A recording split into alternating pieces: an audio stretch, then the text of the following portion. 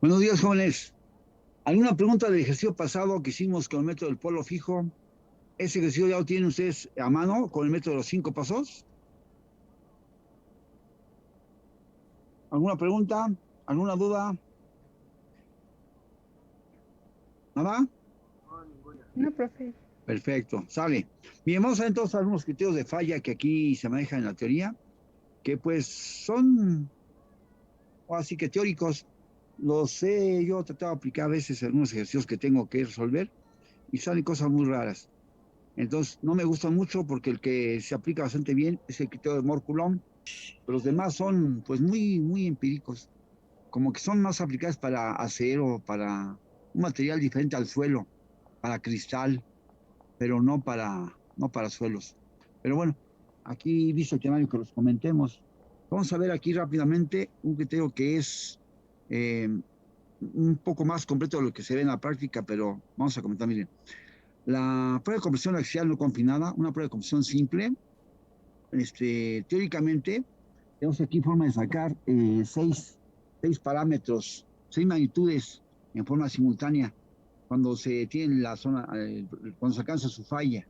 Entonces, esos valores son 6 partes, de los cuales siempre la práctica dejaron nada más 3 de ellos. Miren, aquí tenemos que en cada prueba de compresión simple tenemos para encontrar la compresión máxima, o sea, el esfuerzo principal mayor máximo, que se va a encontrar prácticamente la compresión simple. Máximo esfuerzo desviador entre la corregida me da a mí prácticamente el valor que todos reportamos, lo que es la compresión simple, la QU. Ese es un valor que siempre obtenemos. También cuando dijimos círculo de Moore con cero confinamiento, nos da el radio del círculo, lo que es el diámetro entre dos. Ese me da el cortante máximo, el radio del círculo. También se puede obtener, se reporta lo que se puede sacar sin problemas directamente. Y tercero, lo que reportamos es el modo de elasticidad, que es E igual a entre sigma Y, entre EY, información unitaria. Esta parte en la parte elástica se saca. Yo tomo el primer valor de esfuerzo desviador entre primera deformación y saco ya la parte elástica. Pero hay que corregir si es necesario para que corrija si hay asentamiento de la cabeza, como comentamos. Y de aquí se puede despejar la deformación longitudinal máxima que se puede sacar. Despejándola, EY longitudinal vertical es igual a el esfuerzo aplicado desviador o compresión simple entre el módulo E calculado. Entonces, esto se puede sacar. Hasta aquí es lo más común, todo el mundo puede sacar estos datos y los sacamos. Lo demás son magnitudes teóricas que se obtienen teóricamente con la teoría de la elasticidad pero no son muy prácticas. Bueno, yo no las he aplicado nunca. Una se llama, esa magnitud adicional se llama energía de deformación absorbida. Esa energía de deformación teóricamente es una deformación del cortante máximo por la deformación unitaria longitudinal. Esa relación nos da a fin de cuentas el desarrollo que es sigma y cuadrada entre 2e. Pues realmente yo el concepto lo veo aquí, vamos a ver el concepto aquí físicamente, pues yo nunca lo aplicaría, pues no sé para qué me puede servir. Según internamente hay movimientos moleculares atómicos, que hay un reacomodo de granos, es lo que significa. Pero en forma práctica a los civiles interesa la máximo que aguante el suelo, lo máximo del suelo a la falla, y máximo cortante, y en qué porcentaje se va a deformar. Hasta aquí me interesa físicamente a los civiles. Esto sería para un análisis más detallado, como de investigación, y ver cuánto se quebró realmente el material, cómo se reacomodó. Bueno, eso es lo que se está sacando. Y yo nunca lo aplicaría en algo práctico en la ingeniería civil, este rango. Vamos a calcular un ejemplo al final y sacamos este valor, pero un valor numérico, que pues sí, ¿y qué? ¿Para qué sirve? O sea, en la forma práctica yo no sé dónde lo aplicaría yo al menos yo no veo una obra donde aplicarlo, pero aquí se puede sacar. Otro parámetro sería energía de distorsión. Entonces, pues tener un cambio también volumétrico, en el cual hay cambios de volumen y de forma, todo esto, y nos da una ecuación también que nos da energía WD, también se puede calcular, está en función de la relación de Poisson y de molasticidad. Esto sacamos de la prueba también, de la curva de esfuerzo de formación, sacamos nu y sacamos E, y se puede sacar ese valor, esa energía teóricamente. Y finalmente, el esfuerzo tangente octaédrico. Es un valor promedio de esfuerzos que actúan en la muestra al fallar, un valor promedio que saque como, bueno, aquí dice raíz de 2 sobre 3 por sigma y a la falla. Entonces, 0.47 sigma y. Entonces, eso que está acá, también se puede sacar. Es un valor medio. ¿Para qué sirve? Pues para saber que hay un promedio de valores, pero lo que importa es el que rompe el material para nosotros, los civiles. Y con esto, pues ya tengo lo que me interesa. Cuánto aguanta el material y le doy un factor de seguridad de 3 y ya tengo lo que reporto. Pero bueno, hay estos valores teóricos que pueden servir a alguien más, pero creo que a los civiles no nos sirve mucho. Bien, aquí estas magnitudes se encuentran simultáneamente aquí en la prueba, pero las que sí tenemos que tener claras y sacarlas siempre son las tres primeras. En consecuencia, aquí está un ejemplo, miren. Bueno, antes está la definición de la energía de deformación, que significa físicamente, y la energía de distorsión.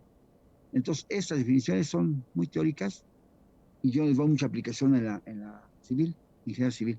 Pero bueno, aquí lo que importa es hacer un ejemplito para que vean cómo se obtienen valores y pues son datos de aquí que tenemos que tomar en cuenta. Hasta los separé, los tres primeros que aquí tenemos, los que nos interesan. Bueno, aquí dice, un ejemplo típico de este tipo de conversación simple, y a mí me interesa, si hacemos un ejemplo en el salón que lo ponga la academia, pues nada, saquen esas tres primeras partes, la 1, 2 y 3, y ya. Por lo demás, pues no sé para qué puedan servir. Bueno, dice aquí, ejercicio.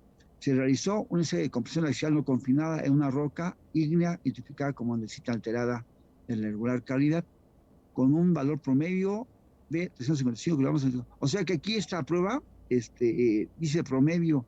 En la práctica tomamos del sondeo mecánico por lo menos 3 a 5 núcleos y los ensayamos. Ya depende de cada quien qué hace con los resultados. Aquí sacaron un promedio de las 5 pruebas o 6 que se han hecho y están reportando como del macizo rocoso, de todo el macizo. Pero yo tomaría, si fuera mi decisión, tomaría el mínimo de todos. Hago 5 o 6 pruebas de la misma zona y yo reporto el más pequeño. Porque decía pues, un profesor, cuando se rompe una cuerda o una cadena, pues la bomba es débil. Entonces tomaría no el promedio, sino el más pequeñito de todos los que obtenga. Pero aquí se supone que son varias pruebas, sacaron un promedio. Y igual sacaron de la zona una E promedio y una NU promedio. En consecuencia, ¿cuál es el cortante máximo? Aquí ya están dando 655. Ese fue su desviador, el que rompió la probeta. Directamente es QU, lo que están reportando que aguantó la roca no confinada. Si está no confinada, es compresión simple. Entonces, QU, esta resistencia a compresión sí entre el área corregida. y ya nos da el esfuerzo a la compresión simple. Una roca pues, de regular calidad. Aquí les falta una G y logramos sentido cuadrado, me está faltando. Bueno, ok, aquí está el resultado directamente. Sacamos la mitad porque es el diámetro del círculo. Si ustedes se acuerdan, empieza con confinamiento cero y este es el diámetro o esfuerzo desviador. Así llaman también, ese es esfuerzo desviador, porque es el que produce la ruptura. Bueno, ese esfuerzo desviador lo divido entre dos, me da el radio del círculo, es el cortante máximo. Y el cortante máximo también lo reporto, se puede sacar. Pero no es precisa al corte, es un valor que hay que tomar en cuenta, no es esfuerzo cortante máximo, no, es lo que sale, vamos a dividir el diámetro entre dos, porque el cortante de diseño se obtiene con la ecuación de la ley de resistencia, hay que sacarla de ahí, no de aquí de esta prueba. Esta prueba es un solo valor numérico que puede ser muy diferente al resistir al corte del material, es muy diferente, resistir al corte, ese es cortante máximo de la prueba, es el diámetro del círculo.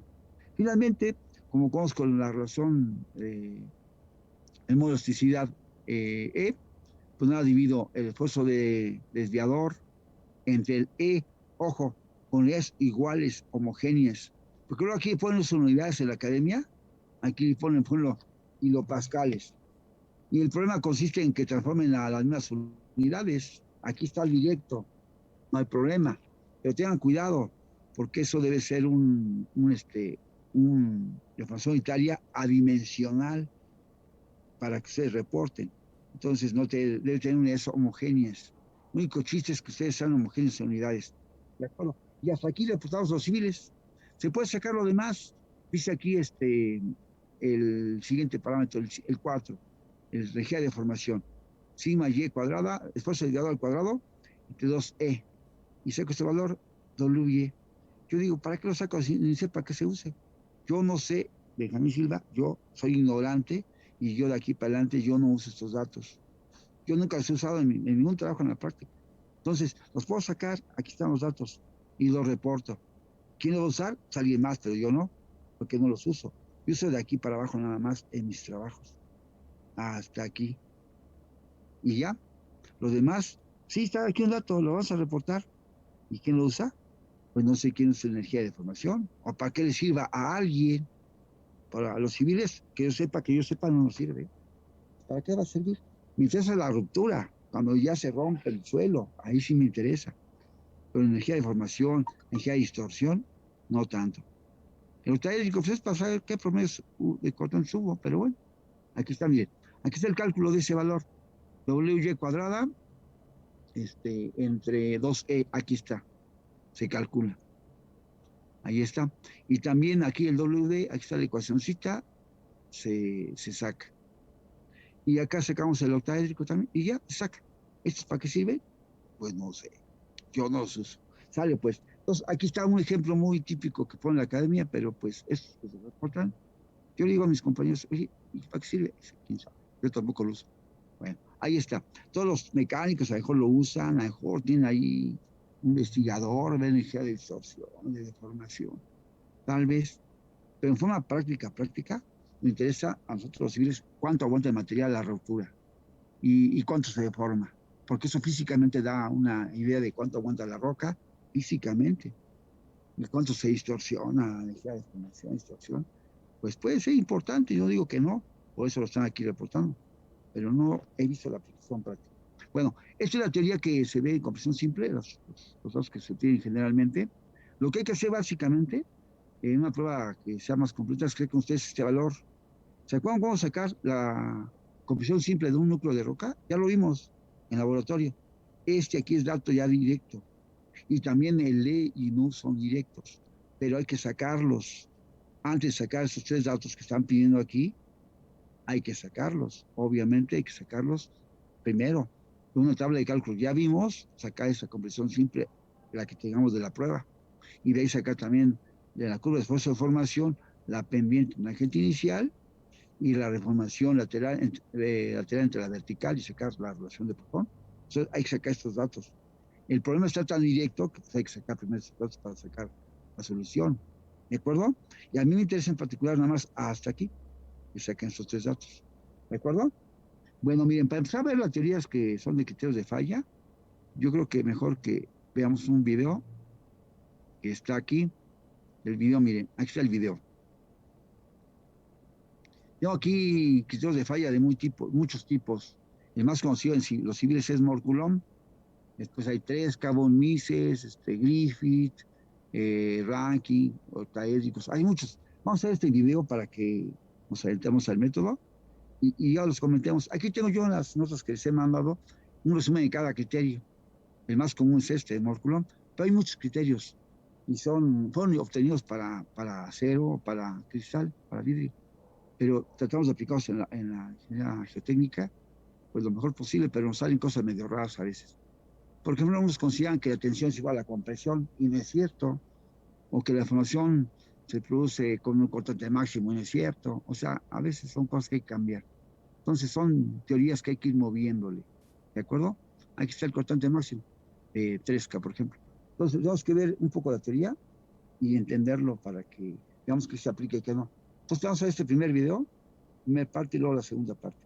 Y luego ya vemos los ejercicios teóricos, que también son eso, son de papel las teorías de criterios de falla realmente. La que más se aplica es la que todos manejamos, Moore-Coulomb. Vamos a ver entonces este video.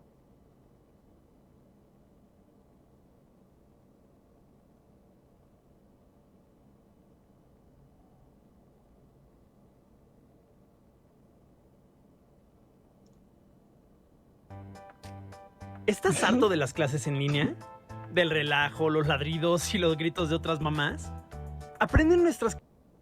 A continuación se les presenta un video acerca de las teorías de falla estática. Este tema corresponde al programa de formación de un ingeniero mecánico. Después de entender cómo se estiman los esfuerzos en una pieza o elemento mecánico sometido a un estado de carga cualquiera en materias anteriores, entonces es necesario entender el comportamiento mecánico de este ante dicho estado de carga, es decir, si éste es capaz de resistirlo o no. De aquí la importancia de establecer criterios que nos permitan determinar los máximos estados de carga permisibles en los diversos materiales de ingeniería y poder entonces predecir la falla estática. Este es el principal objetivo de esta primera entrega. La ocurrencia de la falla depende de las propiedades mecánicas de un material que se encuentra mediante un ensayo de tracción, del tipo de carga aplicada, de la temperatura, entre otras, además de poseer una naturaleza estadística.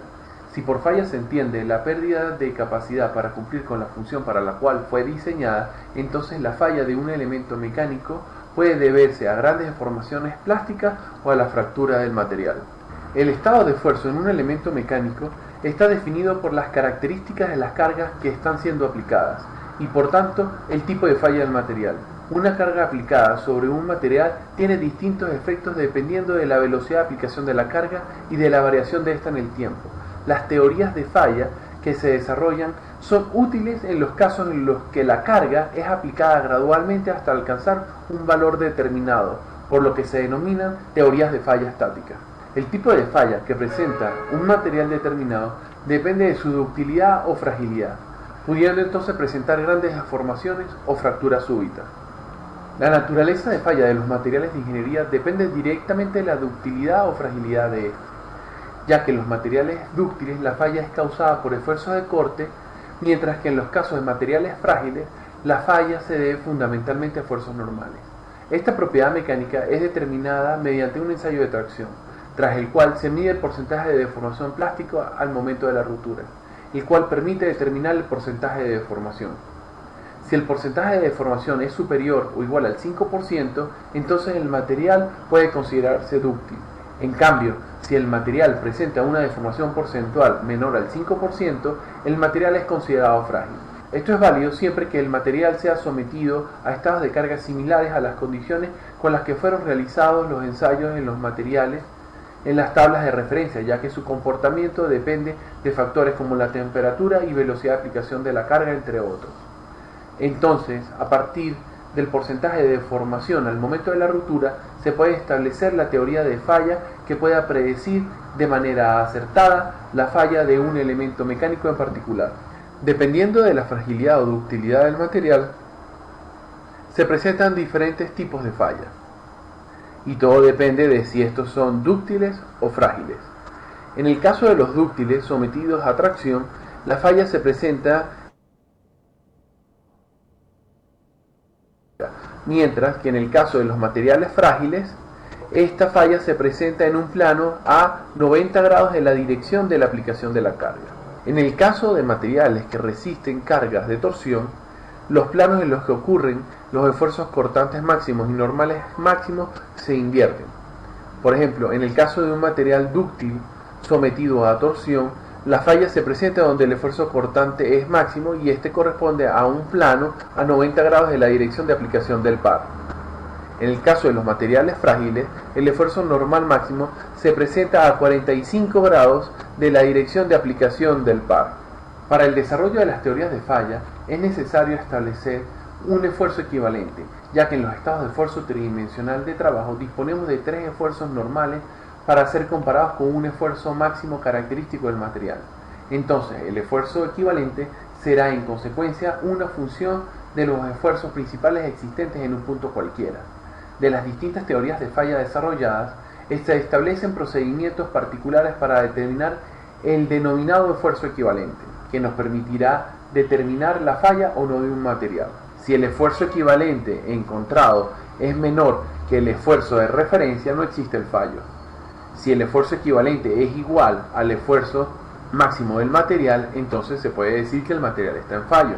Si el esfuerzo equivalente es mayor a ese esfuerzo, entonces existirá el fallo. Las teorías de fallas que se presentarán están organizadas como se explicó anteriormente en función si el material es dúctil o frágil. Entre las teorías de falla para materiales dúctiles tenemos las de Rankine, Tresca, von Mises y Moore-Coulomb. Para los materiales frágiles se explicarán las teorías de esfuerzo normal máximo, Moore-Coulomb para materiales frágiles y Moore modificada. Después de la presentación de las distintas teorías de falla, resalta la importancia de conocer el comportamiento mecánico del material de ingeniería empleado, es decir, su ductilidad o fragilidad. Esta propiedad mecánica, que se define a partir del porcentaje de deformación plástica al momento de la ruptura, depende de la naturaleza de falla del material en particular.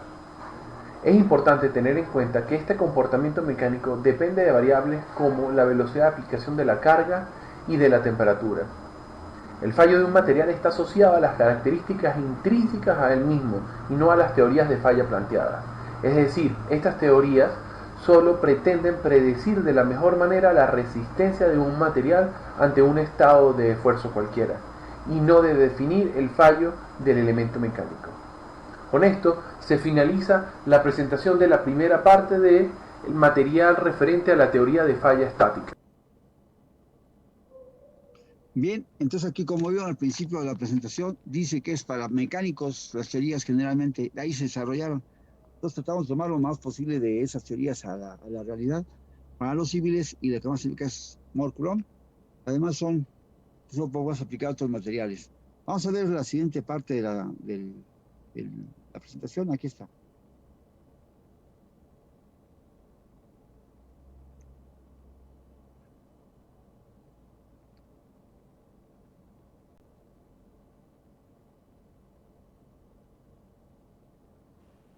La segunda parte de este tema le vamos a dedicar a los criterios de falla, a los criterios de plastificación. En este caso de la elasticidad es importante porque el criterio de plastificación lo que nos va a marcar es el límite de la elasticidad, el límite de dónde podemos aplicar las ecuaciones que estamos viendo en esta asignatura.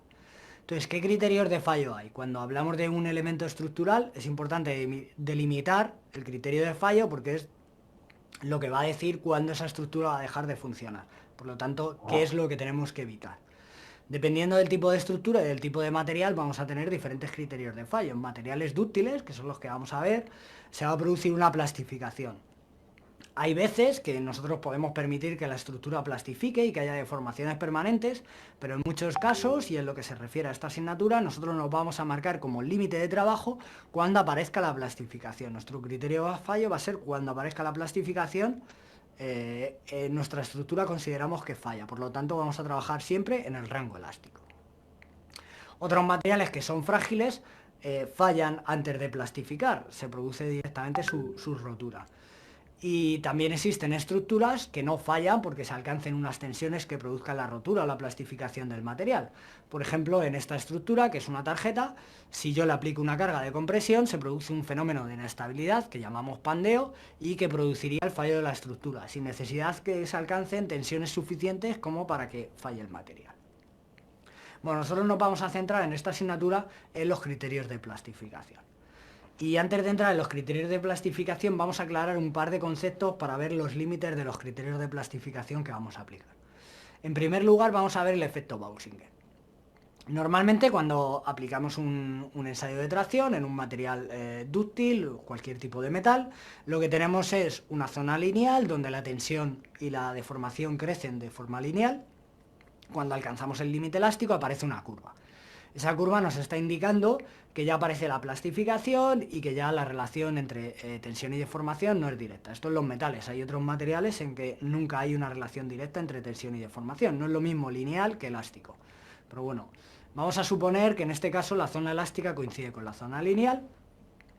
Entonces, ¿qué es lo que ocurre cuando dejamos de aplicar la carga? Que se produce una descarga y esa descarga se produce por una línea que va a ser paralela a la zona a la recta de aplicación de la carga, la zona elástica.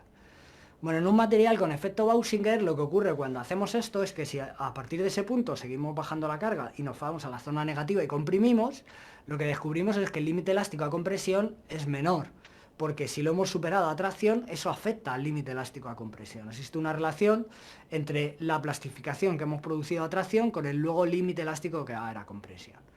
Bueno, nosotros vamos a trabajar con materiales que no presentan este efecto Bausinger. Hay otro efecto que es el llamamos efecto de histéresis. Este efecto aparece en materiales viscoelásticos, viscoplásticos, cuyas propiedades dependen del tiempo y dependen también de la velocidad de aplicación de la carga. Aquí lo que ocurre cuando hacemos la carga, hacemos la descarga y volvemos a cargar, es que la carga y la descarga no se producen por la misma línea, sino que se produce este pequeño ciclo que es el ciclo de histéresis. Bueno, nosotros tampoco vamos a trabajar con estos materiales que dependen de la variable tiempo. Entonces, si obviamos el efecto Bausinger y obviamos el efecto de histéresis, lo que podemos hacer es utilizar criterios de plastificación que los podemos expresar como una función de las componentes del tensor de tensiones. Es decir, dependen únicamente del estado tensional en ese momento, no dependen de la historia que haya tenido antes ese estado tensional. Nos vamos a centrar en criterios de plastificación que cumplan esta forma, que dependan únicamente de las tensiones. Bueno, esta función la podemos simplificar. Por ejemplo, si tenemos un material isótropo, podríamos decir que esta función depende únicamente de los invariantes del tensor de tensiones, es decir, es independiente de la dirección en la que se aplique la carga. Un material isótropo quiere decir eso, sus propiedades son independientes de la dirección de aplicación de la carga. Existen materiales anisótropos, como por ejemplo los materiales compuestos, que son altamente anisótropos y que hay que utilizar otros criterios de fallo. Tenéis una asignatura optativa que es estructuras de materiales compuestos, donde se explica eso con detalle. Nosotros nos vamos a centrar en los metales, que son los materiales más utilizados dentro del ámbito industrial. Y en los metales la mayoría de ellos son isótropos, por lo tanto podemos expresar esta función en función de los invariantes del tensor de tensiones, y además la mayoría de los metales su plastificación es independiente de la componente hidrostática, por lo tanto lo podemos expresar en función de los invariantes del tensor desviador, en concreto de J2 y de J3, porque J1 ya vimos que vale 0. Además, si no existe el efecto Bausinger, esta función se puede expresar únicamente en función de J2. De modo que fijaros qué importante es diferenciar entre la componente desviadora y la componente hidrostática.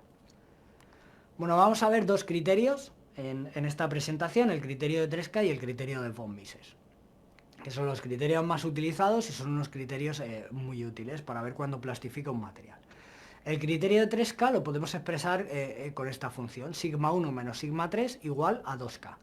Si se verifica esta función, entonces plastifica el material. El parámetro K es el parámetro que depende del material, es el parámetro que nos va a dar el valor de resistencia del material. Esto es equivalente a decir que la tensión tangencial máxima es igual a K. Si la tensión tangencial máxima es menor que K, no plastifica, y si llega a alcanzar el valor K, entonces plastifica. ¿Cómo podemos calibrar este criterio? ¿Cómo podemos obtener este valor de K que nos va a decir cuándo plastifica el material?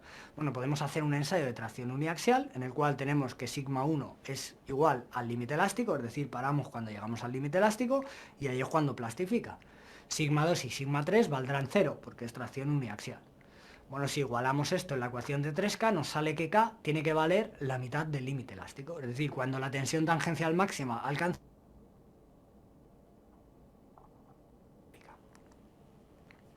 El otro criterio de fallo es el criterio de von Mises, el otro criterio de plastificación. Este criterio se expresa como que J2 es igual a K al cuadrado. En este caso vamos a utilizar K' para distinguirle de von Mises. J2 lo podemos expresar en función de las componentes del tensor desviador, como vemos en esta primera ecuación, o en función de las componentes del tensor de tensiones de Cauchy global, como vemos en la segunda y en la tercera ecuación. En la segunda está en función de las tensiones principales y en la tercera de sigma x, sigma y, sigma z y sus correspondientes tensiones tangenciales. ¿Cómo lo calibramos? Exactamente igual. Ensayo de tracción uniaxial, sigma 1 igual al límite elástico, es decir, al momento en el que plastifica, sigma 2 y sigma 3 valen 0. Calibramos J2, lo calculamos en función de sigma i, lo igualamos a K cuadrado y obtenemos este valor. K' es el límite elástico, ahora no dividido entre 2, sino dividido entre raíz de 3.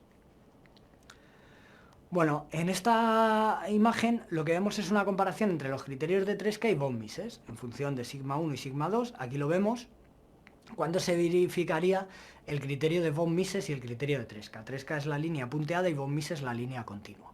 3K, como veis, está formado por líneas rectas y von Mises por una elipse. Bueno, aquí lo primero que salta a la vista son dos cosas. Primero, no existe una diferencia muy grande entre 3K y von Mises. Y segundo, 3K, que es menos preciso, es más sencillo, está del lado de la seguridad, está dentro de von Mises. Es decir, si yo digo que en esta estructura este material no va a plastificar según el criterio de 3K, según el criterio de von Mises tampoco va a plastificar. Estamos del lado de la seguridad y siempre que hacemos una hipótesis simplificativa en ingeniería es importante estar del lado de la seguridad. Otra cosa que no vemos tan claramente, pero que quiero destacar, es que el área de esta elipse de von Mises, o el área de 3K, es igual. Dentro del primer y del tercer cuadrante, ese área es mayor que dentro del segundo y del cuarto. ¿Por qué ocurre esto? Pues fijaros que dentro del primero y del tercer cuadrante, los valores de sigma 1 y sigma 2 tienen el mismo signo. Y dentro del segundo y del cuarto tienen signos opuestos. Eso hace que dentro del primero y del tercer cuadrante la componente hidrostática es mayor. Hay que aplicar mayores tensiones para que aumente el valor de la tensión desviadora. Y en cambio en el segundo y en el tercer cuadrante no ocurre eso. Bueno, otro dato importante que os quiero explicar es cómo se calcula la tensión equivalente de von Mises, que se calcula a partir de esta ecuación. Esta tensión equivalente de von Mises es importante porque nos permite aplicar el criterio de von Mises calculando este valor de sigma'. Si el valor de sigma' es mejor que el límite elástico, que sigma i, entonces no plastifica. Si es mayor, entonces plastifica. ¿Y por qué he puesto esta imagen? Pues porque la mayoría de códigos de elementos finitos lo que nos muestran en este mapa de colores por defecto es el valor de la tensión equivalente de von Mises. Bueno, lo que estamos viendo ahí es el valor de esa tensión de von Mises. Si ese valor de la tensión de von Mises supera el límite elástico, quiere decir que ha plastificado. Si no, pues no ha plastificado. Entonces, para que podáis interpretar correctamente lo que os muestran los códigos de elementos finitos, como vais a utilizar en las prácticas, pues es importante que sabéis cuál es el significado de la tensión de von Mises. Además, cuando aplicamos estos criterios de fallo, utilizamos una cosa que es lo que llamamos coeficiente de seguridad. No vamos a utilizar el valor del límite elástico normalmente, o de la tensión de rotura, sino lo que vamos a utilizar es una tensión admisible, que es ese valor del límite elástico dividido por un coeficiente de seguridad. ¿Por qué aplicamos el coeficiente de seguridad? Bueno, pues muchas veces lo llamamos también, un poco en tono jocoso, coeficiente de ignorancia. Es decir, nosotros no vamos a saber normalmente con exactitud cuáles son las cargas que se van a aplicar, no vamos a saber con exactitud las propiedades del material, no vamos a saber con exactitud la geometría del problema, etc. Entonces, contra más datos ignoremos, mayor será el coeficiente de seguridad. ¿Cuál es el valor del coeficiente de seguridad? Por supuesto, siempre tiene que ser mayor que 1 para estar del lado de la seguridad, pero va a variar dependiendo del caso. Contra más sepa yo del material, menor coeficiente de seguridad puedo utilizar. El coeficiente de seguridad siempre va a ser un balance entre no puede estar muy cerca de 1 porque entonces estoy poniendo en riesgo la estructura y no puede ser mucho mayor que 1 porque entonces estoy sobredimensionando la estructura. Bueno, como en todos los vídeos os pongo un pequeño ejemplo. Aquí tenemos un estado tensional expresado en función de las tensiones principales. Como veis, se simplifica bastante la expresión de un estado tensional cuando lo hacemos en función de las tensiones principales. Y lo que os pido es, conociendo el límite elástico igual a 360 megapascales, es que determinéis el coeficiente de seguridad de acuerdo con el criterio de 3K y de acuerdo con el criterio de von Mises. Bueno, pues darle a la pausa, tomarle un tiempo e intentar calcular este coeficiente de seguridad por vuestra cuenta. Luego le dais al play y os muestro la solución. ¿Lo habéis conseguido? ¿Lo habéis intentado? ¿Habéis obtenido estos coeficientes de seguridad? Bueno, os voy a mostrar cuál sería la solución. De acuerdo con el criterio de 3K, lo que tenemos que hacer en primer lugar es calibrar el valor de K. El valor de K, de acuerdo con el criterio de 3K, es sigma i entre 2, el límite elástico entre 2. Bueno, el criterio de 3K nos decía que sigma 1 menos sigma 3 tiene que ser igual a 2 veces K. Luego el coeficiente de seguridad va a ser 2 veces K entre sigma 1 menos sigma 3. En este caso, 2 veces K es 360, sigma 1 menos sigma 3 es 300. 200 menos 100. Y el coeficiente de seguridad nos sale 1,2. Para von Mises, pues la forma más sencilla de hacerlo en este caso es calcular la tensión equivalente de von Mises. Aplicamos la fórmula que os he puesto, calculamos la tensión equivalente de von Mises y salen 264,6 megapascales. El límite elástico eran 360. El coeficiente de seguridad, de acuerdo con von Mises, sería 360 menos dividido entre la tensión equivalente de von Mises, en este caso 1,36. Bueno, además, como veis, el coeficiente de seguridad, de acuerdo con von Mises, es mayor que el de 3K. Esto, de nuevo, nos verifica que 3K siempre está del lado de la seguridad. Siempre vamos a parar antes con 3K que con von Mises. Bueno, pues a partir de ahora pues realizaremos en clase más ejercicios, profundizaremos un poco en cómo aplicar estos criterios de fallo y los coeficientes de seguridad y iremos avanzando en los siguientes temas.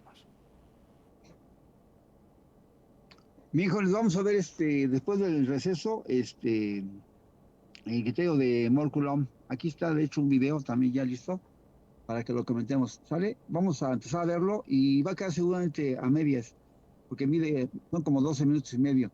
Entonces, vamos a verlo aquí y cuando haya receso, pues lo paramos un momentito.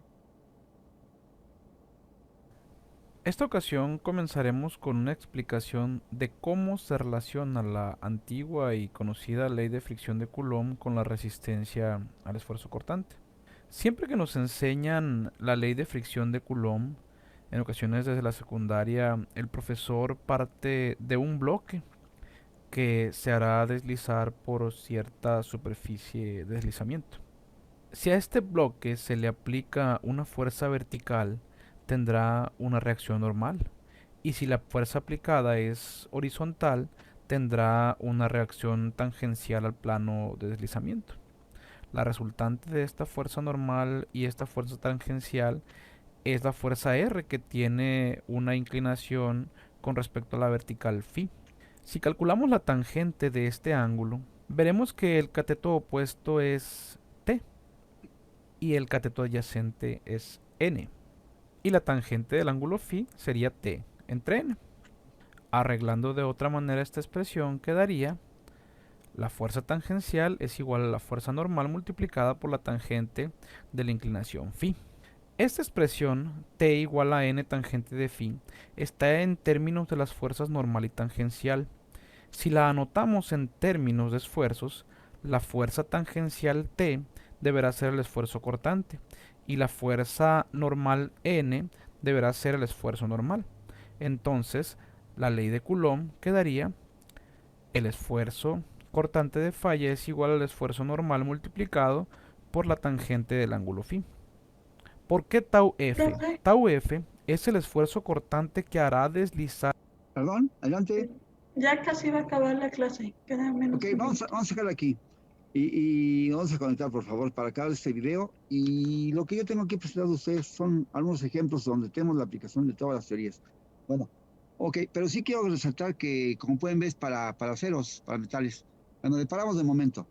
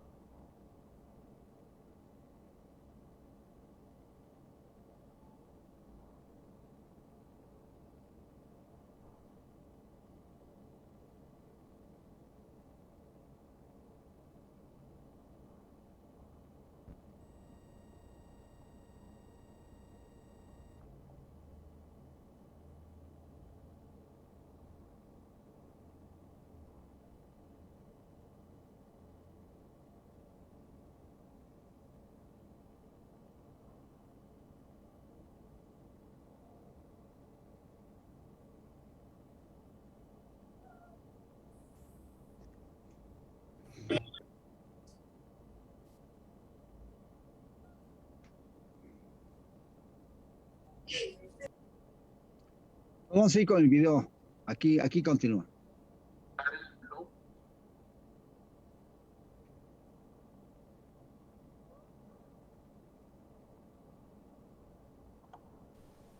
Al hecho de llevar a cabo una prueba de esfuerzo cortante directo, cuando se aplica una fuerza normal y simultáneamente se aplica una fuerza tangencial, el suelo fallará por este plano de falla.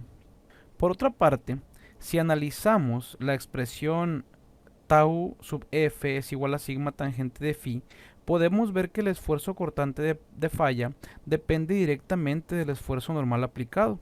Es decir, si empujamos con mayor fuerza este bloque contra el plano de falla, la resistencia al deslizamiento será mayor. Lo mismo pasa con el suelo. Si se aplica una mayor fuerza normal, la resistencia al corte también será mayor. Ahora imaginemos un elemento de suelo al que solo le aplicamos esfuerzo normal. En esta dirección, sigma 1 y en esta dirección, sigma 3. Si recordamos las clases de mecánica de materiales, veremos que estos esfuerzos se conocen como esfuerzos principales, dado que el esfuerzo cortante aplicado es cero. Dibujando el plano tau sigma, veremos que sigma 1 es el esfuerzo principal mayor y sigma 3 el esfuerzo principal menor. Si dibujamos enseguida la línea donde se encuentran los esfuerzos de falla, veremos que esta cuenta con una inclinación phi. A estos esfuerzos principales les corresponde un círculo de Mohr. Y si los esfuerzos principales son los que llevan al suelo la falla, entonces el círculo de Mohr deberá tocar la línea de falla en este punto, que si lo unimos con el centro del círculo deberá tener una inclinación 2θ. Esta inclinación 2θ es la que nos indica la inclinación del plano de falla, el cual tiene un valor θ con respecto a este plano. Ahora, si queremos encontrar una relación entre el ángulo de fricción interna phi y la inclinación del plano de falla θ, deberemos de partir de este triángulo que vemos aquí. Este ángulo de aquí deberá ser los 180 de todo este ángulo menos estos 2θ. Y al hacer la suma de los ángulos interiores de este triángulo veremos que deberán sumar 180. Este más este ángulo. Este ángulo es phi, este ángulo es un ángulo recto, 90, y este último ángulo son 180 menos 2θ. Al despejar θ deberá ser 45 más phi partido a la mitad. Por otra parte, si calculamos el seno de este ángulo, el seno deberá ser el cateto opuesto entre la hipotenusa.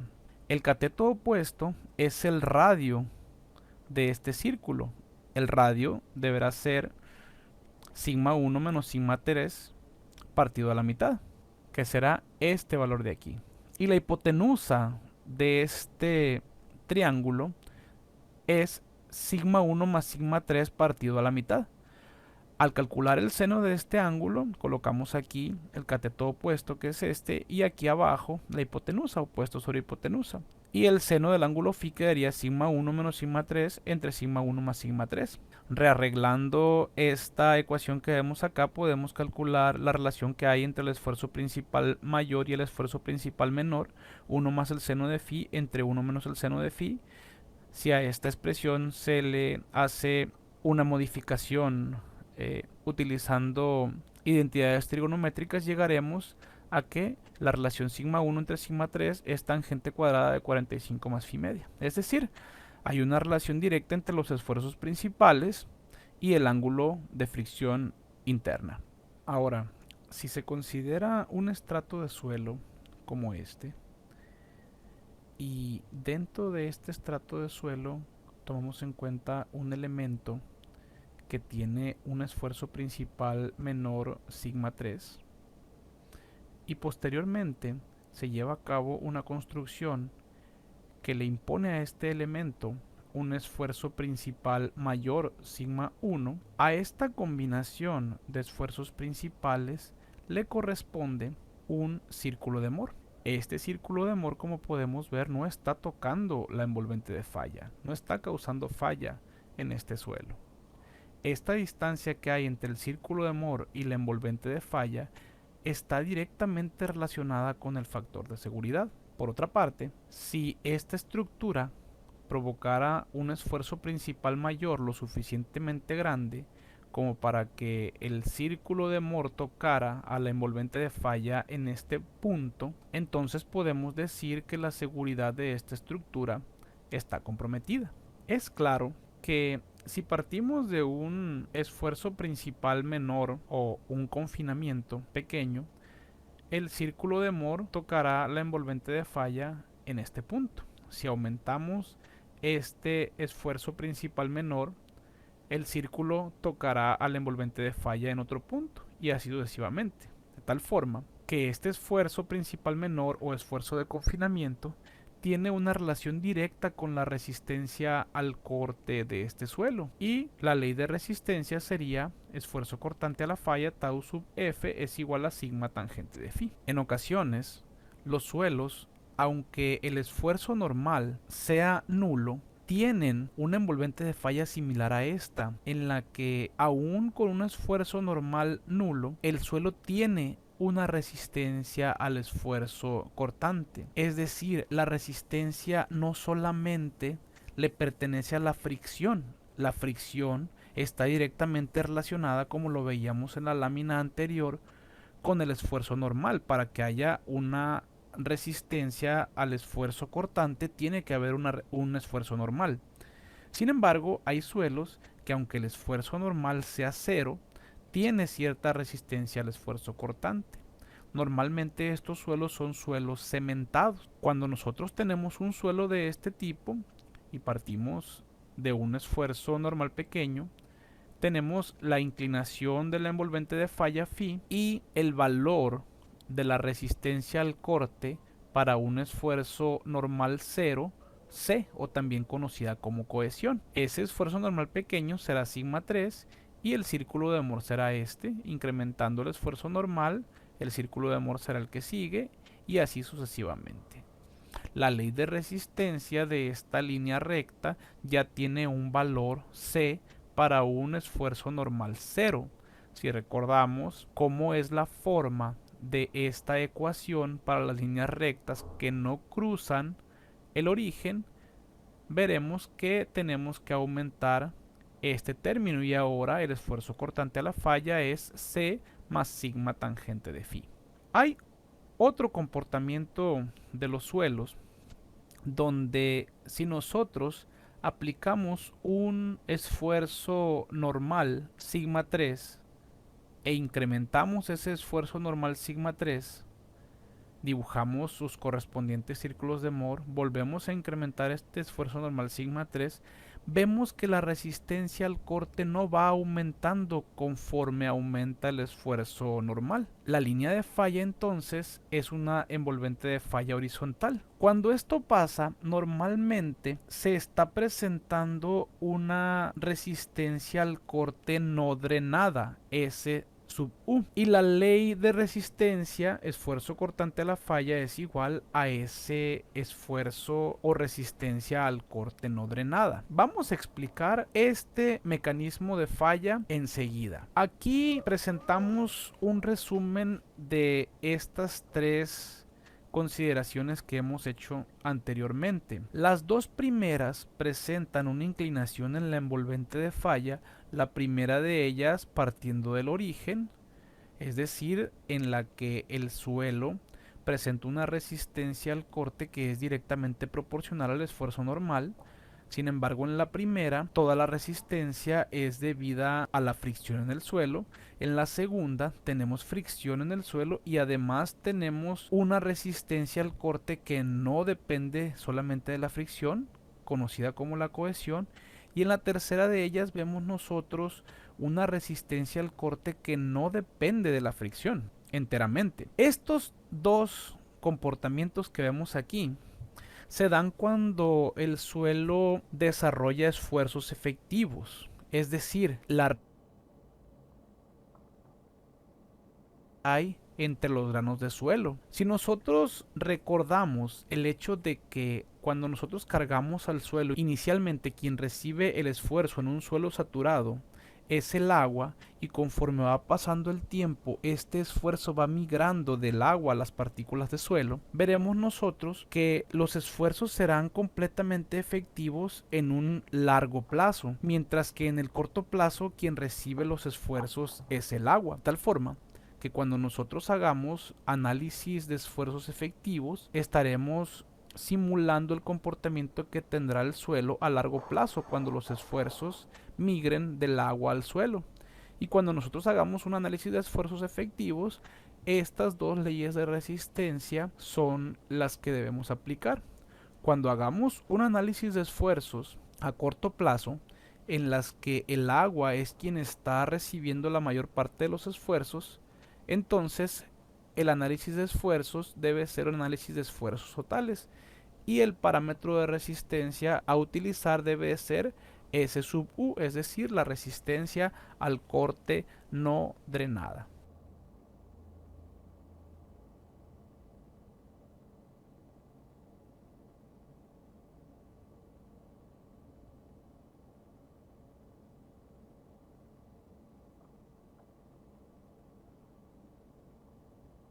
Profe, creo que tiene... Perdón, sí, estaba apagado. Les comentaba que ese video que estaba viendo al final realmente es un poco aplicado a mecánica de suelos 2 en particular. Y pues tiene unos poquitos detalles ahí cuestionables, ¿no? Habla de fuerzas efectivos ahí, o totales en particular. Aún en mecánica de rocas, esa ecuación que están viendo ahí de Mohr-Coulomb, había que distinguirle ese sigma n que estaba ahí, sigma n que está ahí, hay que darle U, o sea, sigma n menos U. Ahí está la presión del agua que se genera en cada etapa de falla para que sea efectivo. Porque aquí él no indicaba esa diferencia. No indicaba que hay que quitar el agua, porque un esfuerzo total se puede manejar como efectivo si usted le quitan el agua. ¿De acuerdo? ¿Recuerdan en la prueba de extremo de corte directo? Está la ecuación que se presentó en el video, pero hay que distinguir, hay que poner un paréntesis que diga sigma menos U y por tangente de phi para hacerlo efectivo. Porque aquí no distinguía eso. Nada más decía que en suelos en corto plazo manejaban la pura cohesión, ¿no? Entonces, eso es cierto, pero no está tan claro para entenderlo. Si no se le quita el agua, no se ve claramente la ecuación fundamental mecánica de suelos. Hay que quitarle a la presión normal el esfuerzo del agua, el esfuerzo de la presión que se genera el agua en la falla. Mira, aquí está el criterio de falla de rocas en particular. Los criterios, digo, tratan de aplicarlos de las teorías de los mecánicos, Tres, Carbon Mises, Griffith, son teorías que se desarrollaron para los mecánicos, generalmente para materiales metálicos, donde generalmente la tensión y la compresión son similares, inclusive aguanta más la tensión a veces. Entonces, ese diagrama de fuerzas principales que presentó el segundo video, donde se ve ahí la comparación de tres Carbon Mises, se ve como simétrico desde la diagonal. Eso no puede ser así, porque en tensión no aguanta nada. Si fuéramos un ejemplo de ese tipo, sería la figura asimétrica. ¿A qué me refiero? Permítame. Si yo quiero manejar estos tres Carbon Mises en forma rigurosa, la tensión y la compresión son diferentes. No habría simetría en la diagonal que se presentaba ahí en la figura. ¿A qué me refiero con esto? Vamos a ver rápidamente. Yo voy a aplicar esto solo para que le comente lo que les digo. Ahí se veía así en el video, se vio algo así parecido a esto. Estaba aquí un par de ejes y así se ve la figura porque hay simetría. Está aquí el eje vertical. Aquí sigma 1 y sigma 3, ¿se acuerdan? Estaban graficados en compresión y tensión, eran positivos y negativos.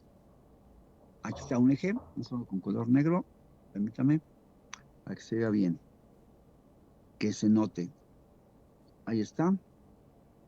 Y voy a copiarlo y lo voy a pegar. A lo que voy a lo siguiente, bien, nada más.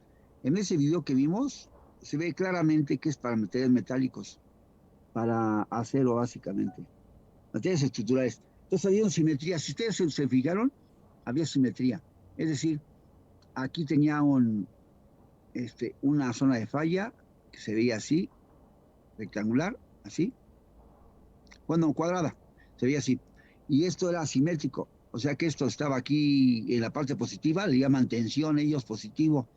En mecánica solo se hace al revés, la tensión es de negativa. Entonces copio y pego. Había simetría, esto es lo que ellos manejan. Hay simetrías, compresión y tensión son iguales. Aquí sería menos, menos y más, más a la derecha. Entonces, esa simetría que aquí tenemos, miramos vamos a trazar aquí, como dice aquí el criterio, se ve así, miren. 3 kV se ven así.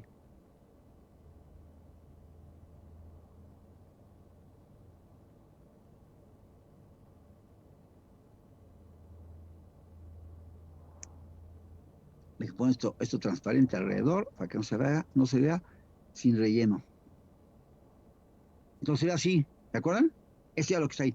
¿Qué pasaría si fueran los suelos? ¿Qué pasaría? Que la parte positiva de la derecha no puede ser así.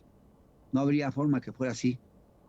Porque no hay el esfuerzo de tensión es muy chico comparado con la compresión. Esto es materiales metálicos. En suelo sería por lo mucho, si sigo la misma nomenclatura que abajo sea negativo, sería algo así, miren, en los suelos. Copio y pego. Sería así, miren, vamos a ponerlo esquemáticamente, pero lo mejor posible. En suelo se vería algo así. Voy a hacer más chica mi eje, la de aquí, para que no me estorbe. Y este más chico para que no me estorbe. A ver, así vería, miren, chiquitito, así. Por lo mucho el 10%, 5%. ¿Qué es lo que está a la derecha? Esto. Tensión. Sería así. Así ya si aplicara yo 3 kV y fuera aplicable como deben ser los suelos. O sea, no hay tensión, básicamente. Positivo arriba, casi cero. Básicamente no había tensiones.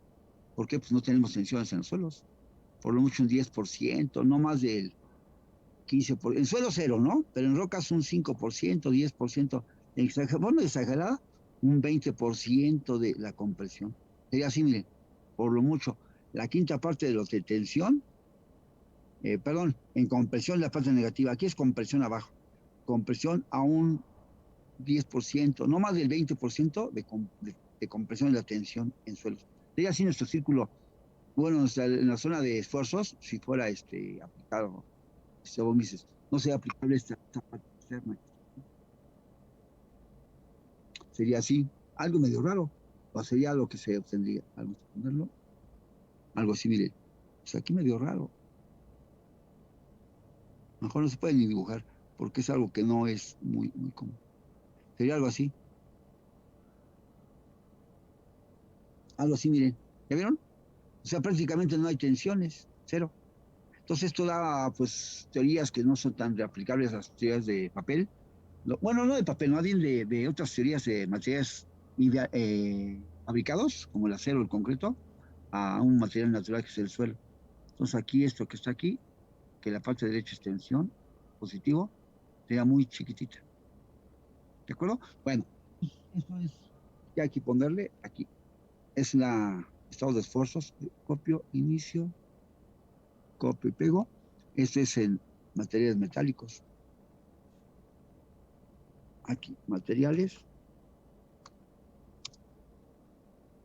Y son hincapié en todas las presentaciones, materiales metálicos. Si lo notaron, ¿verdad? Que era tensión, se dejaban con tensiones prácticamente siempre. Y acá es copio y pego. Aquí sería materiales, suelos. Y tal vez algo de rocas. Más bien no, no sería suelos, es rocas. ¿Por qué? Porque los suelos no tienen tensiones, no habría nada de valor arriba, sería rocas, así prácticamente. Entonces vean, ese sería lo que está pasando. Sigma 1 y sigma 3 serían los ejes positivos, y aquí sigma 1 y sigma 3 negativos, en tensión y compresión. Entonces así sería la figura realmente que yo tendría que tomar en cuenta. ¿No? Ok, entonces esto es lo que digo de las teorías. Entonces vamos a ver las teorías rápidamente. Lo que aquí menciona las teorías es que la que más aplicamos en suelos y rocas es la de Moore-Coulomb, en la cual el material tiene cuando un material está fallado o no tiene cementación natural igual a sigma tangente de phi, pero si tiene una cementación natural o material está natural inalterado, tiene una cementación natural, una cohesión que puede ser tomar aquí como una C adicional.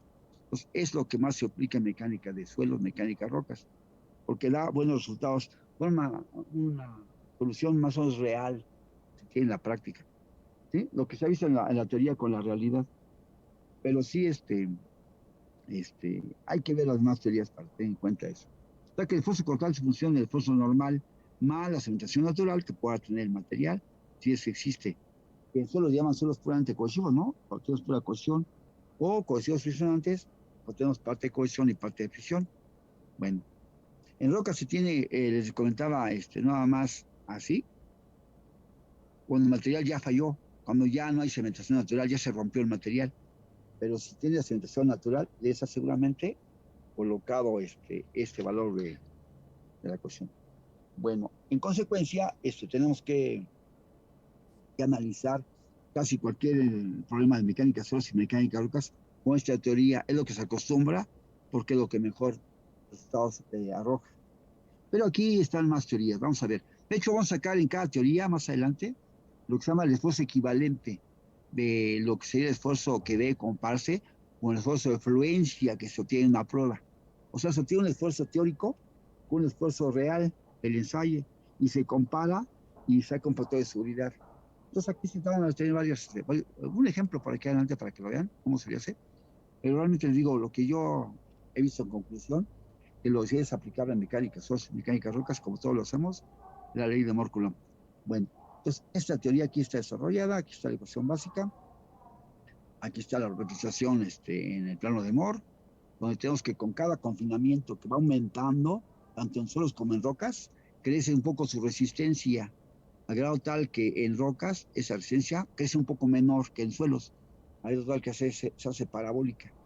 Esta cohesión que se tiene acá es una cementación natural que el material puede tener, pero que si se deja actuando la carga en forma lenta, lenta, lenta a través del tiempo, sobre todo en suelos, la cohesión tiende a desaparecer.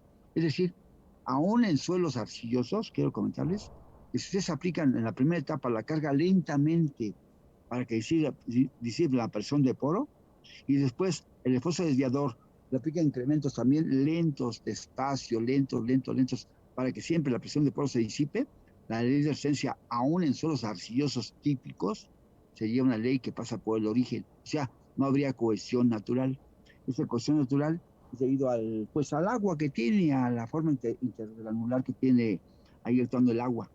Pues si ustedes aplican carga y permite que el agua disipe presiones, realmente la presión, al disiparse, hace que haya contacto entre grano y grano y tendría a ser una ley friccionante aún en arcillas. ¿De cuántos clases son los dos? Esto ahí deben haber comentado un poquito. Que depende de la forma de aplicar las cargas, lo que va a generar la ley de resistencia. En mecánica de suelos en particular, se usa Moore-Coulomb, y en teoría de rocas se usa esta misma ley muy modificada, porque se hace algo parabólico, que para fines prácticos y esfuerzos más pequeños, como se maneja en la práctica, esfuerzos pequeñitos, es casi una línea recta. O sea, se puede semejar una línea recta, aún sabiendo que en rocas tenemos una línea parabólica. Bueno, entonces aquí tenemos que tener cada material, en cada zona de trabajo en la realidad, una ley de resistencia. Es lo que se hace primero, de hecho. Saca esta línea inclinada y se sabe de la zona cómo puede comportarse el material. Y en función de eso, se le da al material un confinamiento o se le quita carga lateral o se le hace una forma de trabajo, de tal forma que nunca toquemos esa línea de resistencia que ya está estimada. Es decir, voy a trazar yo un par de esfuerzos en alguna zona de trabajo, de tal forma que yo nunca toque la línea de resistencia. Mejor trabajo aquí un estado de esfuerzos que yo sepa claramente que va a estar mejor en esa zona, aquí, sabiendo que nunca voy a tocar la línea de falla, porque yo sé cuánto puede aguantar el material, porque hicimos pruebas antes, sabemos cuál es su comportamiento. Entonces, en una condición particular, debemos tener estado de esfuerzos de ese material y ver que no tenga algún contacto con la zona de falla teórica.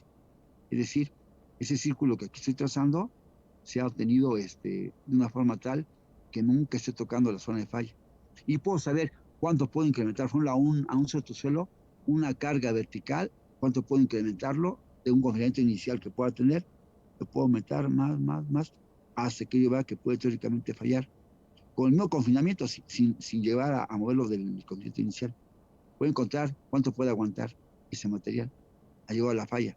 O al revés, yo puedo saber de un cierto concentrado de esfuerzos verticales que tenga el material, iniciales, puedo tener un confinamiento del material, teóricamente lo puedo encontrar, y saber cómo está en el campo. A ese círculo puede ser el estado de esfuerzo en campo. Un esfuerzo vertical correspondiente constante. Aquí voy a poner una línea para que se vea que es el constante. Inserto una línea y aquí marco este esfuerzo inicial que tengo vertical. Estoy marcando. Esta línea es la línea de esfuerzo inicial vertical. A ver, déjenme ver aquí. Marcarla en la línea, aunque se note una línea color negro y algo gruesa. Esta línea que estoy marcando es un esfuerzo inicial que puede tener el material a una cierta profundidad aquí. Entonces yo puedo saber cuánto excavar, por ejemplo, cuánto excavo, cuánto reduce el esfuerzo lateral antes que toque la zona de falla. Puedo saber yo esto, cuánto puedo yo quitarle lateralmente al material soporte, y hasta aquí debo, por ejemplo, aquí el mínimo valor de desconfinamiento, debo hallarlo, sabiendo su ley de resistencia, porque aquí yo puedo saber dónde puede el material soportar sin que se rompa. Y aquí yo puedo despejar en forma casi indirecta, cuánto es el esfuerzo de confinamiento que dura con una nueva forma, ya sea apuntalamiento, anclajes, ADM, para que no se rompa el material. Obviamente es un esfuerzo que le dé un valor más grande a este teórico, un valor más a la derecha, para que estemos seguros que no va a tocar la zona de falla. ¿Sí me explicó? Bueno, entonces tenemos que hacer esto en la práctica. Y lo que más se parece, les digo, es Morculón, porque se puede trabajar así en forma sencilla. Aquí tengo más teorías, mire. Aquí tengo la teoría, bueno, esto es Morculón, continúa. Bueno, aquí hay una cosa interesante.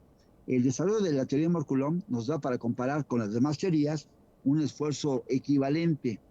Aquí está primero el esfuerzo principal mayor, en función de, como lo veo en suelos, el esfuerzo sigma 3 menor, y de la ecuación, aquí está la forma de calcular el esfuerzo principal mayor, ¿de acuerdo? Igual lo pueden calcular el esfuerzo principal menor. ¿Recuerdan cuál es el menor? Aquí no está el menor, pues se puede despejar. Sigma 3 es igual a, ¿qué se acuerdan? Sigma 1 entre NFI menos 2 veces la ecuación en la raíz de NFI, ¿de acuerdo? Aquí sería negativo, si espejo sigma 3. Bueno, esos son suelos. En el esfuerzo equivalente que se va a calcular con esta teoría de Morculón, hay que, no memoricen, pero aquí está, miren, es el esfuerzo principal mayor más el menor, cada uno al cuadrado, o menos la raíz, menos el producto de sigma 1, sigma 3. O sea, este esfuerzo el mayor, el menor y el producto de ellos dos. Y sacas un esfuerzo equivalente, teóricamente de ruptura del material, teórico. Y comparas con el que da la prueba en campo, la prueba real en laboratorio en campo. Y en función de comparar el equivalente y el de falla, ves el factor de seguridad que tiene el material. Porque es el teórico que puede tener una cierta condición de esfuerzos. O sea, el que puede tener en campo. Me refiero a estos rojos. Y con ese comparas con el que se rompió realmente y ya ves qué factor se tiene. Y tú puedes aumentar sigma 1 o reducir sigma 3 para que estés dentro de la falla, que nunca sea un FS menos de 1, obviamente, debe ser siempre mayor que 1. Entonces, acuérdense nada más, este es lo teórico, es después equivalente teórico que van a usar para Morculón. Y cada diferente teoría da su desarrollo teórico y da un esfuerzo equivalente, cómo lo calculan. Como vieron con 3 que vos dices, tiene un esfuerzo equivalente, ¿no? El de Tresca es una forma, el de Volmis es otra. ¿Se acuerdan cuál era? Sigma 3 entre 2, ¿no? Era lo del de Tresca. Y de Volmis sigma 1 sigma 3 en raíz de 3, sobre raíz de 3. Entonces da un valor un poco más alto el de Volmis. Bueno, ok. En consecuencia, estos formas de trabajo son teóricos. Lo que sí quiero que recuerden es que la parte que vamos a analizar más a fondo y con más ejercicios es Morculón, que es la más que se usa. Y vamos a ver también aquí adelantito lo que son los demás criterios de falla. No todos, o sea, algunos. Y aquí vamos a repasar lo que es el criterio de Tresk, el que vimos primero. Le llaman también Tresca o de Guest, ese esfuerzo cortante máximo, ¿se acuerdan? Ese desviador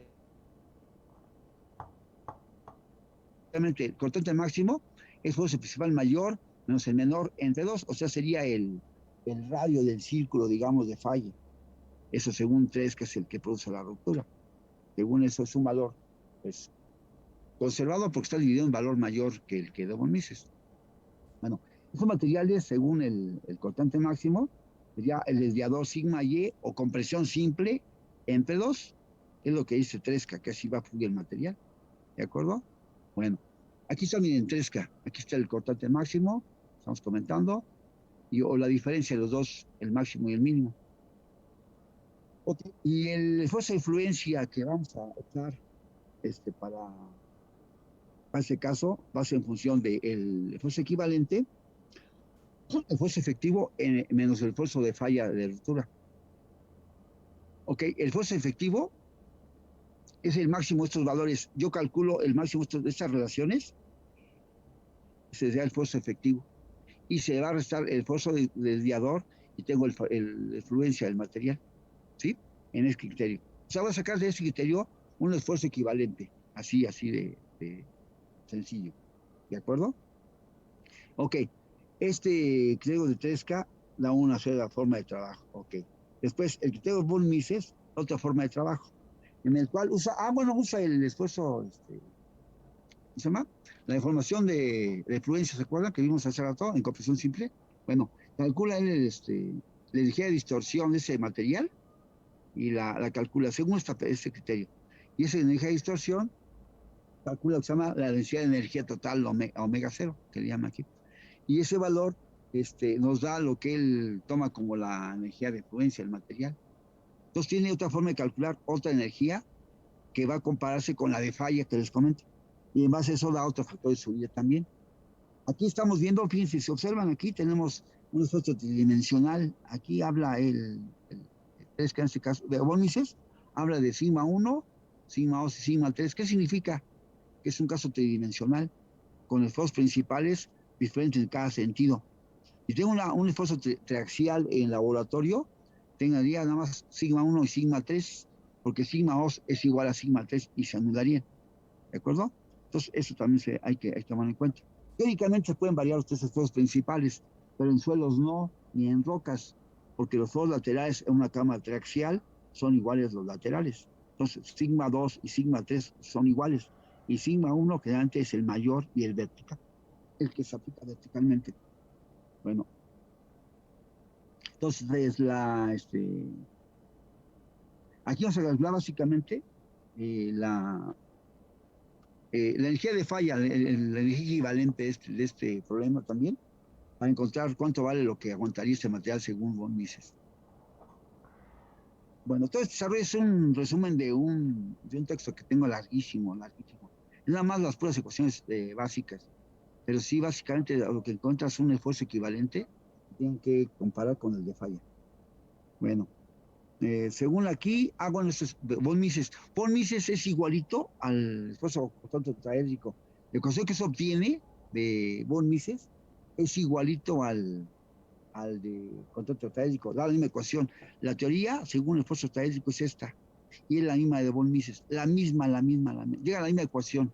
Dice que el esfuerzo equivalente de von Mises, era que presentó el video, ¿se acuerdan? Sacan ustedes la diferencia de esfuerzos principales al cuadrado, y lo que resulte, un medio raíz cuadrada, un esfuerzo equivalente teórico de falla. Bueno, llaman de falla teórico, porque es el equivalente, y es el que divide al real que se obtiene en la falla para ver el factor de seguridad. Bueno, entonces es el que llega finalmente con Mises, esa ecuación. Es igual a la teoría del esfuerzo teórico. O sea, unos esfuerzos como promedio, esfuerzos promedio, es lo que saca. Pero aquí, lamentablemente, lo que aquí se desarrolla son siempre tensiones. Aquí sigma 1, sigma 2, sigma 3 son tensiones, o son tracciones.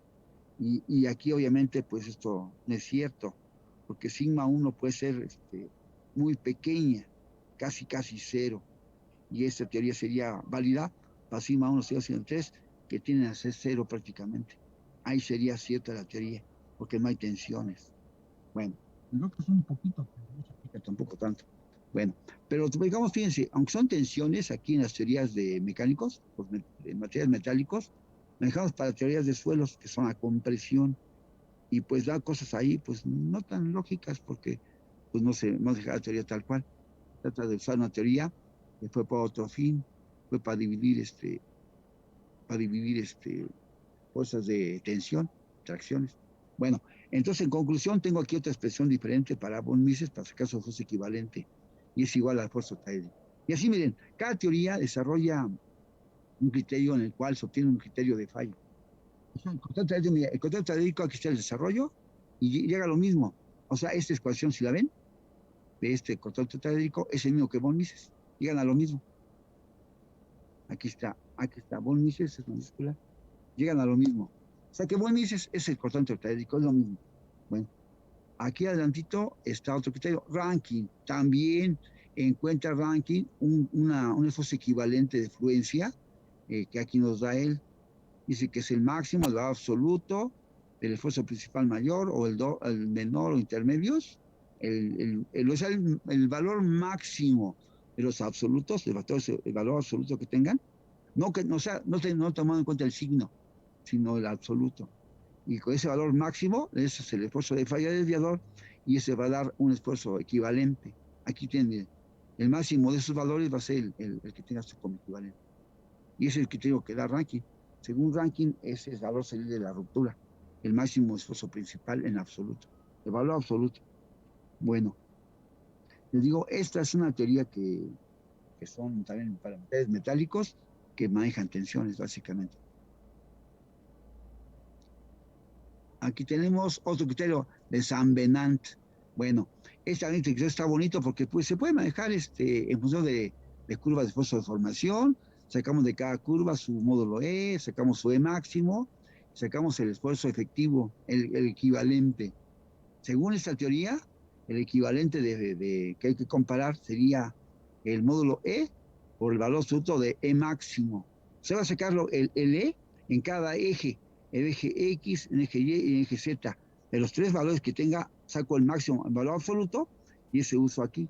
Y me da el esfuerzo equivalente que tengo que comparar. Entonces debo de tomar en cuenta eso. Yo la he usado esta expresión de arriba. Este abajo supuestamente es equivalente. Este acá yo no la he usado, pero bueno, se usa más la de arriba. Van a ver qué es la que se aplica. Entonces, aquí tengo el esfuerzo de fluencia, ya en esfuerzo, es el esfuerzo equivalente, no es el esfuerzo de ruptura, sigma Y. Aquí está otro, el de Griffith, también es otro criterio diferente. Según el doctor Griffith, dice que un material, cualquier material, desde que se aplica la carga muy pequeñita, aunque sea insignificante la carga, cualquier carga que la aplique, el material lo está dañando, aunque parezca que es un rango elástico y que no se ha deformado nada, y que es elástico lineal, aún así él considera que ya se está dañando, aun con cargas muy pequeñitas. Es lo que dice, con cargas muy pequeñitas ya están microfisurando. Y aunque tú le quites la carga, aunque sea pequeña, ya lo dañaste. En base a eso, es un criterio muy conservador en el cual, aún para una energía muy pequeña, puede ser una cierta deformación que ya no es recuperable según este autor. Y por lo tanto, hay fracturas microscópicas que ya el material hizo que cambiara. Es un material diferente. Por lo cual, cualquier manipulación que se haga al material, lo estás dañando. Aunque lo estás entre algodones, bueno, lo estás dañando. Por lo tanto, esa teoría es algo conservadora y pues no es muy usada porque pues eso, hay materiales que en forma práctica aplicas una gran cantidad de carga y se deforma obviamente, pero de recuperar la carga, le quitas la carga y prácticamente la deformación para fines prácticos es otra vez cero. Sí. Ya estaba acabando la clase también. Ok, miren, esto por favor, si quieren leerlo con más cuidado, les puedo mandar la referencia original donde saqué este resumen, pero eso, si lo leen, la siguiente clase hacemos un ejercicio de aplicación.